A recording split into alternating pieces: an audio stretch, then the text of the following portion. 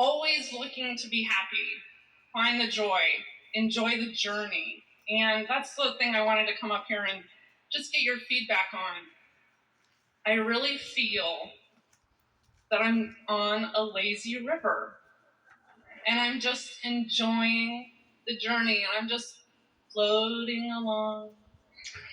And I'm like, this is fine, this is fine, this is good, it's very enjoyable. Sometimes I'll hit a bank and then I'll say, oh, focus a little bit more, flow, flow, flow, flow, flow. And I have desires, and when I think about them, they still feel good. And I think, well, I haven't taken any action on them. And then I think, that's okay. I haven't felt the inspired action to do anything with it yet. So I'm like, they're still feeling good. But what happens is, if your lazy river feels boring, then you'll launch some more rockets that ask for some more movement, and then the inspiration you receive will lead you to more adventure. In other words, it's the way it always goes. Sometimes as humans, you get too busy so much that you're overwhelmed, and then you focus yourself into things slowing down, and then you get bored, and then you focus yourself into more adventure. In other words, it's sort of an ebb and flow like that. As you began here, you were speaking with a lot of enthusiasm, and then the tone changed quite a bit. So do you think that there is a part of you that feels that you should be doing more?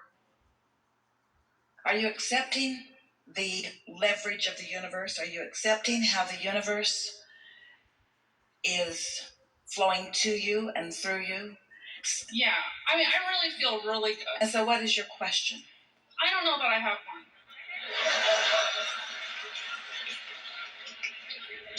Is there anything that you feel impelled to tell me? You would enjoy more movement. You would enjoy faster flow of thoughts coming to you. You would enjoy more ideas popping and following through on those ideas more. This is the reason that we were talking about the pictorial cards with words, or a focus wheel, or making lists of positive aspects, because you are in alignment. It is clear. But sometimes what happens is there is a feeling that action is the enemy. But aligned action is not only not the enemy, it is a path to even greater exaltation or enthusiasm or passion. And so there's a part of you that's sort of holding back, because when you've been working hard and maybe not as much in alignment as you want to be through time, and then you find the sweetness of alignment, sometimes there's almost a tentative nature that makes you not want to rock the boat. So you just sort of play it safe. But in the process, the momentum sort of slows down. And so that's why earlier we were asking you to be aware of the distinction of whether you're in alignment in the receiving mode or not. And that when you are, then turn on the gas a little bit. And so one of the things that Esther's been doing for herself personally of late, as we've been really emphasizing getting ready to be ready to be ready, and the satisfaction mode, is when an idea occurs to her, she is aware, we've talked about this at some length, that since you're always broadcasting a signal, depending on where you are always in the receiving mode of something, because law of attraction is always responding to you. Make sense? So if you're tuned in, tapped in, turned on, and in the receiving mode, now you're receiving thoughts and impulses from that broader point of view, which is not only exhilarating, but really, really beneficial, and also really, really, really a lot of fun, and also really, really, really beneficial, and also really, really satisfying, but really, really, really beneficial. In other words, when you get locked onto that signal, it feels wonderful and it yields good experiences. But there is always a receiving mode. And wherever you are, you're receiving something from somewhere, depending on what vibration you've got going on. And so Esther has recently been saying to herself often, when she gets an impulse to make a phone call or to do something, she'll ask herself, what receiving mode am I in? Where am I getting this from? Have I tuned into source energy? Or have I tuned into some discomfort or some paranoia? Because it could be, and the answer to that is, How was I feeling moving into this? Because sometimes if you're feeling like you're on the lazy river and you're feeling a little bit bored and you get an idea, the idea might not be coming from here. It may be coming from this place of guardedness or from this place of not wanting to get too busy. Esther knows that when she sets things in motion, she gets busy. She only has to make 2 or 3 phone calls to get things going and organize something and plan a little get together, and she's off to the races. And then her inbox fills up and her texts start coming, and so she plans the time because she knows when she focuses, it's going to start happening. And sometimes when you are accustomed to being busier than you want to be, you're tentative about starting anything.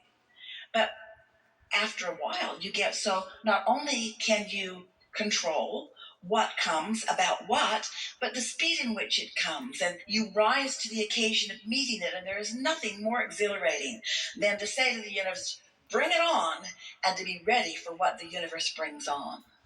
And you have not always been ready for what the universe brings on because you've been like a lot of people. You get tuned in, tapped in, turned on, and you put in your requests, and then you don't stay there. And sometimes when it comes, you're not ready for it, and then you get overwhelmed, and that kind of makes you a little tentative about what you ask the universe to bring. Does that make sense to you? Yeah, can I ask a follow-up question? Yes.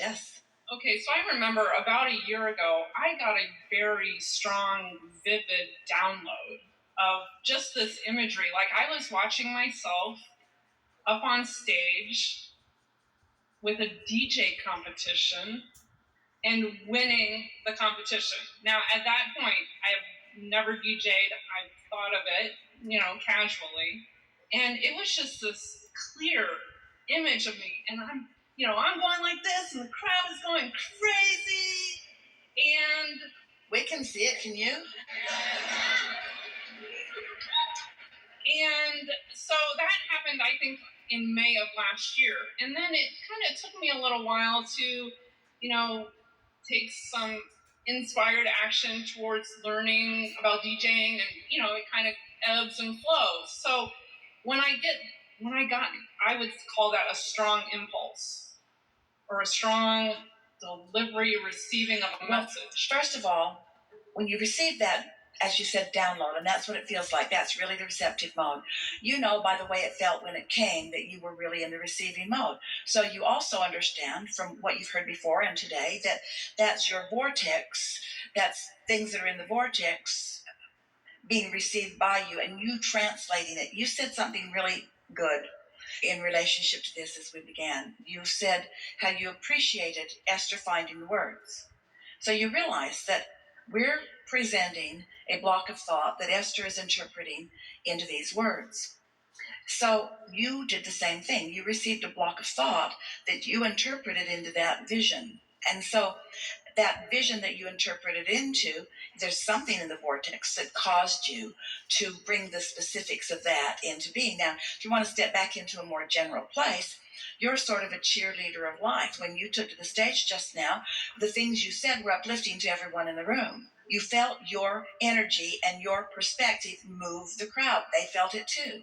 You get to choose in what way you do that, and it doesn't matter if it's in that way or another. The important thing is that you recognize that when you're tuned in, that it is of benefit not just to you because you're having fun, but to others who law of attraction is put there together with you. Now, you're also doing what so many people do once they receive something. Instead of staying in the receiving mode and letting it play out, you're getting too heady about it. You're trying to think too much about it. That's why we were talking earlier about notice the difference between thinking thoughts and receiving thoughts. And don't jump in too soon to try to work it out. In other words, I better start taking some DJ classes because I really don't know what I'm doing, and I better do some polling of what music is popular. And then right away, your energy starts to subside as you introduce the unknown and therefore resistance into the equation. And this is why we want to say to all of you, can it not be enough for you to receive that thought? Can't you rest in that thought and enjoy that thought? Does every good idea have to immediately turn in to a good paying job? Does every thought that you have need to immediately manifest? Because if it does, you're going to do what you did. You're going to try to think it through rather than receive it, and that's a whole different thing. Is this making sense to you? To you?